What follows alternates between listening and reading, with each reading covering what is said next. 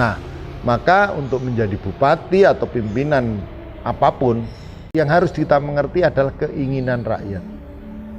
Bukan pengertiannya bupati yang dipaksakan untuk rakyat, tapi pengertian rakyat yang harus dimengertikan kepada bupati untuk menjadi suatu kebijakan. Dari partai PDIP tadi itu kan banyak kepala daerah yang kemudian tersangkut kasus KPK. Gimana itu Pak Kanang? Ya, ini yang kita sesalkan, sehingga dari segi partai ini menyayangkan sekali. Karena tujuan partai itu tentu saja tidak memakmurkan dirinya. Ya, kadang-kadang anak didik kan tidak selalu nurut sama gurunya. Anak didik yang nakal ya banyak, kan ini ya. Ya, anak didik yang ketangkep KPK ya ada. Gitu ya. Itu yang nakal ya Pak? Yang nakal gitu ya. Yang sukses ya banyak.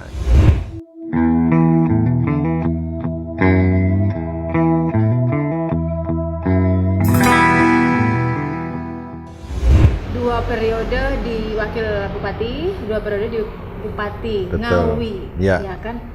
Ini terus purna tugas kok malah nggak beristirahat, ini gimana ceritanya? Ya. Justru begini, beberapa ketika 4 periode saya diberikan kepercayaan oleh masyarakat Kabupaten Ngawi menjadi wakil bupati 2 kali, bupati 2 kali. Ini justru banyak hal-hal yang harus saya tinggalkan, atau minimal saya kurangilah waktu konsentrasinya, waktu untuk memperhatikan banyak hal. Pertama, tentu saja waktu untuk keluarga berkurang, itu pasti itu. Baik untuk anak awal dulu, ketika anak sudah mulai keluarga dan punya cucu juga sudah mulai berkurang juga perhatiannya gitu ya. Nah, tentu saja ini setelah pensiun ya seperti halnya kayak berubah atau balas dendam atau apa gitulah kira-kira ya. Nah, di situ itu baru sisi tentu saja dari keluarga. Dari sisi pertemanan juga demikian. Banyak teman-teman saya yang mungkin kurang waktunya saya ngobrol bersama, cangkruk bersama, nongkrong bersama, ya kurang ya saat-saat sekarang inilah saya banyak berteman, bergaul dengan mereka kembali yang selama ini saya tinggalkan. Ini kegiatannya kan masih sibuk nih rutinitasnya. Betul, nih. Lebih betul. banyak di mana Pak Kanang, di Ngawi atau banyak riwa-riwi? Nanti gini, kalau cucu begitu saya purna, itu justru mereka perlu perhatian lebih kayaknya. Minta diantar sekolah, minta dijemput sekolah, minta diantar beli sepatu dan lain sebagainya. Nah, ini saya banyak di Semarang juga ya. Ketika itu tidak ada kegiatan partai, tidak ada kegiatan-kegiatan lain yang bisnis katakanlah, atau selama ini ada beberapa kegiatan lah sama teman-teman, kira-kira gitu. Ada banyak yang tanya nih, kenapa ini masih eksis dan di purna tugas ini kok semakin trendy? Apa rahasianya? Kalau trendy sama enggak sih, ini mempertahankan eksistensi seseorang untuk bisa bergaul saja lah saya kira gitu ya. Gitu nah, amin. Nah, dari dulu memang saya senang lah ngikuti apa-apa yang sedang tren apa dan sebagainya, sehingga ya rasanya sih pengennya muda terus, pengennya kan gitu kan. Tapi usia tidak bisa dipungkiri bahwa kita semua ya usia sudah ya lanjut lah, sudah kakek-kakek lah. Itulah kira-kira ya. Jadi mentor untuk calon kepala daerah. Ini maksudnya mentor atau ada sekolah khusus atau ada program-program khususnya Pak Kanang? Jadi di PDI Perjuangan, di mana ini bendera saya oleh Ibu Megawati Soekarno Putri Ketua Umum. Jadi saya dianggap lulus lah sama beliau. Maka saya dipanggil sama beliau, sama Pak Sekjen juga, waktu itu bertiga, sama Pak Anas, sama Bu Eka. Bu Eka itu Bupati 2 periode juga dari Tabanan. Nah, agar menularkan bagaimana PDI Perjuangan ini betul-betul masuk nadinya, masuk darahnya seluruh masyarakat di Indonesia ini. Karena tuh partai ini berdiri, partai ini ada memang untuk mensejahterakan mereka, menampung aspirasi mereka, menampung aspirasi mereka dan kita memperjuangkan sebagai petugas partai, apakah di eksekutif atau legislatif. Nah, disitulah kami dianggap mampu untuk menularkan, gitu ya, membimbing mereka. Jadi tidak hanya sekedar calon kepala daerah, tapi justru kepala daerah yang ada, apakah bupati, wakil bupati, sampai dengan gubernur, wakil gubernur itu ya saya berikan arahan-arahan, bimbingan-bimbingan agar mereka, yang pertama mereka ditugasi untuk partai, untuk menjadi pimpinan di wilayahnya untuk apa? Ya untuk mensejahterakan rakyatnya. Oke. Dari partai PDIP tadi itu kan banyak kepala daerah yang kemudian tersangkut kasus KPK. Gimana itu Pak Kanang? Ya ini yang kita sesalkan, sehingga dari segi partai sini menyayangkan sekali. Karena tujuan partai itu tentu saja tidak memakmurkan dirinya. Maka saya menjadi petugas partai yang dianggap mampu untuk menerjemahkan bagaimana memakmurkan masyarakat, memakmurkan partai, tidak hanya memakmurkan dirinya. Nah, kenyataannya banyak sekali teman-teman yang cara memakmurkan rakyat, cara memakmurkan partai itu harus memakmurkan dirinya. Ini betul-betul salah, betul-betul salah. Nah inilah, maka karena kita ketahui bersama sebenarnya undang-undang itu menciptakan seseorang ketika menjadi bupati, gubernur, wakil, itu seperti seorang raja yang mampu berbuat banyak. Nah, disitulah letaknya kesalahan. Ini termasuk salah satu dari tugas seorang mentor nggak sih? Betul. Bagaimana batasan-batasan itu tidak dilanggar, tapi tetap masyarakat makmur. Karena sekarang ini kan orientasinya apa? Kemakmurannya siapa? Itu yang paling banyak sekali ini yang terjadi adalah kemakmuran dirinya. Karena memang kita harus akui kadang biaya pilkada itu mahal. Itu yang kadang-kadang menjadi masalah kita. Nah, maka di Kabupaten Ngawi ini bagaimana pilkada itu tidak mahal. Dan rakyat sedang membutuhkan kita. Ilmunya apa? Ilmu ketergantungan. Bagaimana masyarakat semua yang ada itu bergantung kepada kita. Ada 1 juta penduduk, ada 1 juta masalah. Ada 1 juta masalah, ada 1 juta solusi. Yang semuanya harus diselesaikan seorang bupati atau wakil bupati. Oke. Nah ini harus dimengerti oleh semua lah kira-kira begitu. Iya. Tugas mentor ternyata berat juga ya. Oh, ya. Lebih daripada kepala daerah. Ya. Karena yang diberikan masukan itu seorang bupati yang punya kewenangan di wilayahnya. Jadi tidak gampang. Ya tidak gampang. Memberikan pengertian kepada calon bupati gampang. Memberikan pengertian, ngerti. Tapi setelah jadi bupati, nah ini yang jadi masalah. Dia punya kewenangan sendiri, jadi raja sendiri, jadi orang hebat sendiri, ini yang jadi masalah. Ya, ada kalanya memang seorang bupati yang ingin daerahnya solid, kompak. Ya, apa yang kompak? Karena di partai kita itu mengenal 3 pilar. 1 pilar eksekutif. Bagaimana seorang bupati yang harus sinkron semuanya sampai dengan tingkat pemerintahan, tingkat RT. Ya, itu harus ini. Ya ada bupati, ada sekda, ada dinas, kepala bagian dan sebagainya sampai dengan RT, kepala desa dan sebagainya. Pilar yang kedua adalah legislatif. Nah, legislatif ini tentu saja mulai dari ketua DPR dan ada fraksi-fraksi yang lain. Ada kelengkapan DPR juga di situ. Ini harus dikomunikasikan baik dengan seorang bupati. Sehingga tidak punya keinginan-keinginan yang kadang-kadang bisa mencederai masyarakat. Mungkin kepentingan individu. Betul, individu. Nah, yang ketiga partai. Partai tentu saja PDI Perjuangan. Mulai ketua cabang sampai dengan ranting dan anak ranting. Anak ranting itu mengurus tingkat dusun. Ya. Atau tingkat RW. Nah, ini harus sinkron ini 3-3-nya. Bupati, ketua DPR, ya. Kemudian ketua cabang, ini harus sinkron.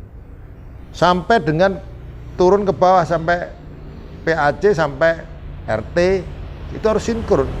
Kalau sudah ini mampu semua tertangani, insya Allah damai kok. Keinginan mereka apa, mau kita apa, itu insya Allah nggak ada masalah. Itu akan mengurangi sangat kaitannya dengan kasus KPK betul. tadi ya. Pertama itu, kedua pembangunan. Bagaimana pembangunan ini akan berjalan kalau wilayah itu tidak kondusif? Ini menyangkut kondusivitas, kan gitu ya. Kondusivitas penting dalam membangun. Kalau hari-hari ada demo, hari-hari ada masalah, ada ini, seorang bupati nggak akan mampu untuk membangun wilayahnya kalau ribut terus. Kalau boleh tahu nih Pak Kanang, ada berapa banyak sih anak didiknya atau siswanya gitu kali ya? Jadi gini, kalau saya ini petugas partai. Kalau kita bicara, kamu ditugaskan di Jogja, Jogja harus menang. Ya sudah, kita turun sana. Bojonegoro harus menang, Ponorogo harus menang, Madiun harus menang. Ya sudah turun dengan segala konsep yang berbeda-beda. Kediri harus menang, Surabaya harus menang. Ya sudah, turun kita, gitu ya. Karena kalau kita ngomong pengalaman gitu ya, mulai tahun 2000 pemenangan dengan sistem pemilihan DPR sampai pemilihan langsung, baik itu saya diperintahkan untuk mensukseskan orang lain maupun diri kita, itu sudah cukup lah, gitu ya. Itu yang menyebabkan ya, apakah itu anak didik, apakah ya kadang-kadang anak didik kan tidak selalu nurut sama gurunya. Anak didik yang nakal ya banyak kan ini ya. Ya anak didik yang ketangkep KPK ya ada gitu ya. Itu yang nakal ya Pak. Yang nakal gitu ya. Yang sukses ya banyak. Dengar-dengar nih kabarnya di awal tahun 2022 kemarin. Betul. Pak Kanang ini kok ada suara nih ikut di kontestasi untuk pemilihan Gubernur DKI Jakarta. Jadi gini, semua partai termasuk PDI Perjuangan pasti akan menginventarisir kader-kader yang cukup punya bobot gitu ya untuk diperhitungkan lawan. Kalau gitu memang sering ke saya itu hanya artinya dinominasikan itu sering, nggak ada masalah buat kita. Di DKI ya pernah bersama Bu Risma dan sebagainya. Di Jawa Timur mendampingi Gus Ipul ya pernah, dominasi ya. Jadi menteri ya sering ya disebut-sebut gitu ya. Itu biasa. Jadi memang semua tergantung tingkat kebutuhan. Mungkin saya cocok di sana, mungkin saya cocok di Jawa Timur, di DKI. Mungkin saya nggak cocok, nggak mungkin walaupun sebaik-baiknya saya, katakannya saya dinominasikan di Kalimantan misalkan, nggak mungkin, kan gitu ya. Itu kira-kira buat kita nggak ada masalah. 4 periode itu nggak gampang gitu loh. Itu cukup lama sekali, 20 tahun ya? Ya, 20 tahun. Benar ya? Betul. Itu kan berarti pengalamannya banyak banget. Iya. Gitu kan, Pak Kanang. Jadi yang mereferensikan ini udah punya hitungan gitu. Ya pastilah ada jam terbang, ada track record, ada prestasi, ada loyalitas yang ternilai lah oleh yang dicatat sama Pak Sekjen atau DPP gitu ya. Saya dipanggil sama Bu Mega sama Pak Sekjen berdua, menghadapi berdua untuk dijadikan mentor itu sudah saya syukur. Ya artinya saya menjadi guru. Ya guru ini tidak gampang. Pasti seorang guru melalui tahapan-tahapan yang penilaian dari seorang ketua umum yang menurut saya ketua umum yang paling disegani saat sekarang ini ya Ibu Mega ini, itu sudah kebanggaan buat saya. Ya buat kebanggaan. Sudah nggak ngitung ini mau operasional dari mana, udah nggak ngitung, wis dari sini ya seneng wis. Wah berangkat siap Bu, siap Pak Sekjen gitu aja. Kira-kira gitu. Tapi kalau misalnya beneran nih gimana nih? Udah siap? Yang mana? Yang DKI misalnya? DKI misalnya. Semua kader partai seperti saya harus siap ditempatkan menjadi apapun.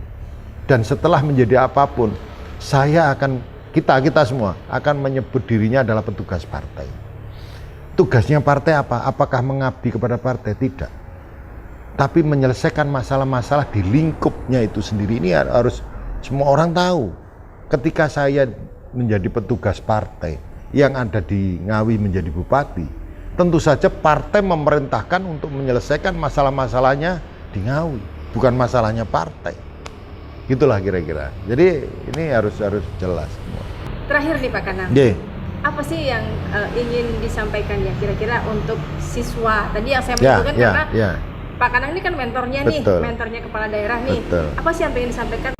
Baik, jadi begini, saya selalu menjelaskan kepada seluruh setiap saya mengajar ya di berbagai event, terutama di sekolah partai, karena PDI Perjuangan ini ada sekolah partai, secara berkala selalu ada. Kenapa kita harus menang di dalam setiap kontestasi apapun lah, terutama pilkada? Karena kita ini partai yang memang diilhami oleh Bung Karno.